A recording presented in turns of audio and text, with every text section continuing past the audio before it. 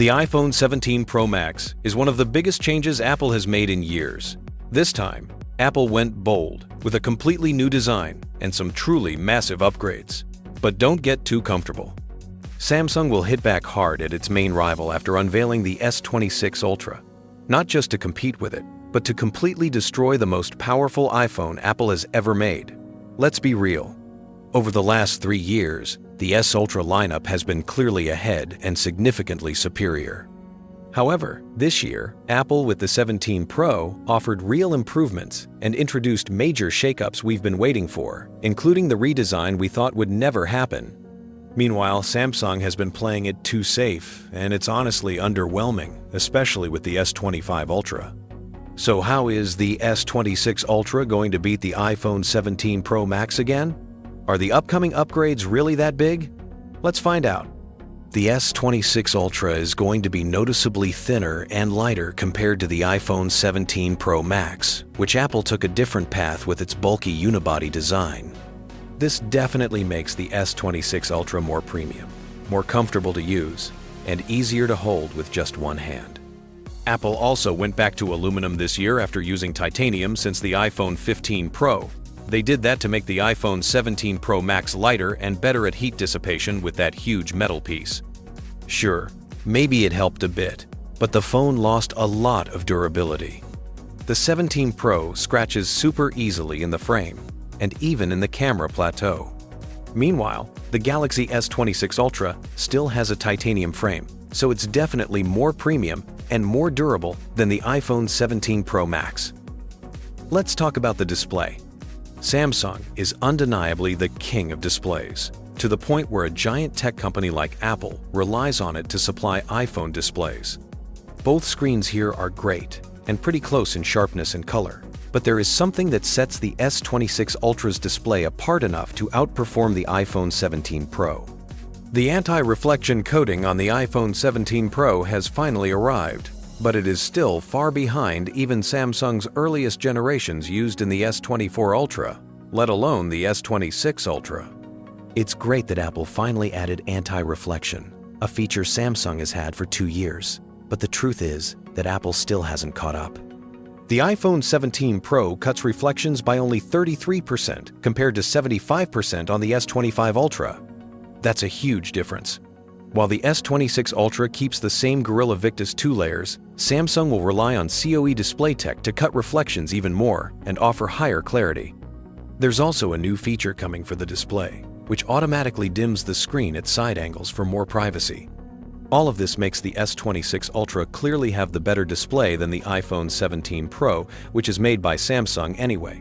One feature that makes the S Ultra series stand out from any iPhone in the world is the S Pen.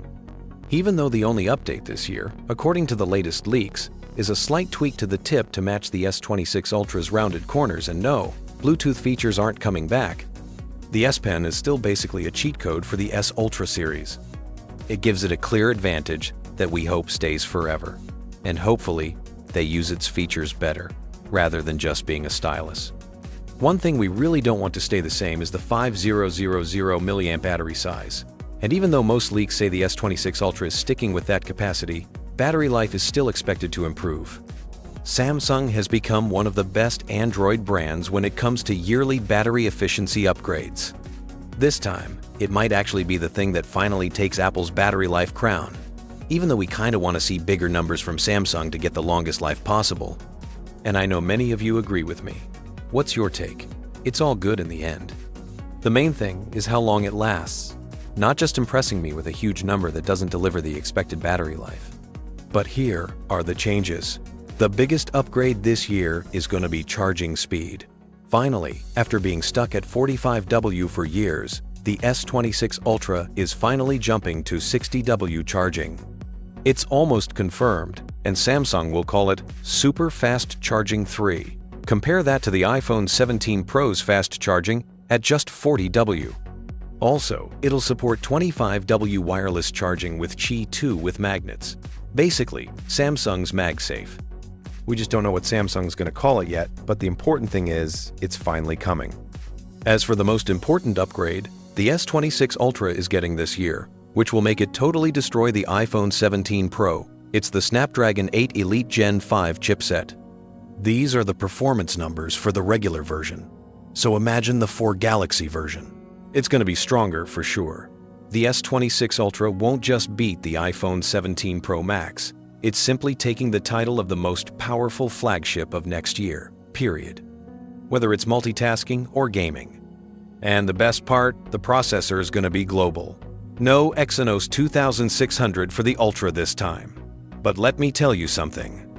Although the S26 Ultra next year can easily beat the iPhone 17 Pro Max, a lot of people are still not fully happy with what Samsung is doing lately. At least in the last 2 years, they've become one of the most creative companies at playing it safe, with some downgrades here and there every year. While the Galaxy S26 Ultra is a clear winner, Samsung could have done way better, like a slightly bigger battery, maybe 5,400 milliamp hours, better camera hardware, or even higher brightness like we see on those Chinese brand phones. So yeah, the S26 Ultra is definitely a great smartphone. The upgrades this year are good, and the improvements are pretty much what we've been asking for.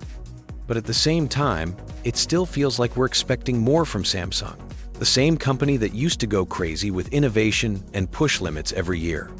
What do you think? Are these advantages and features enough to make you upgrade? Let me know in the comments, and tell me what phone you're using right now, or which Galaxy you still own.